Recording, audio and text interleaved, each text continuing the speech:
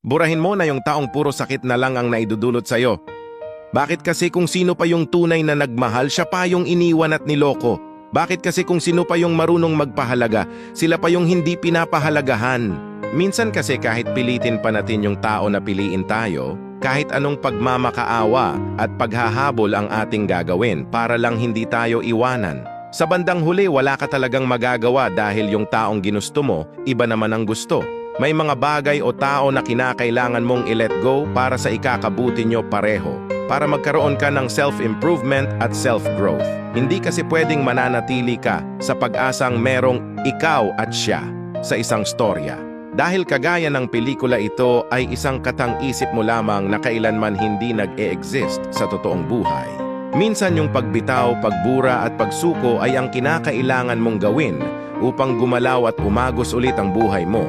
Move on, explore, malaki ang mundo, marami pang magagandang bagay ang nakaabang para sa'yo. Minsan sa sobrang sakit, ang tanging magagawa mo na lamang ay umiwas, bumitaw at mag-let go. Dahil minsan yung pagmamahal natin ay naibigay natin sa taong hindi karapat-dapat at one day magiging masaya ka din kasama ang taong magmamahal sa'yo. Yung taong ikaw ang pinili, ikaw yung inuuna at higit sa lahat ikaw ang mahal. Anong masasabi mo? Comment below and follow for more. Totoong buhay. Maraming salamat.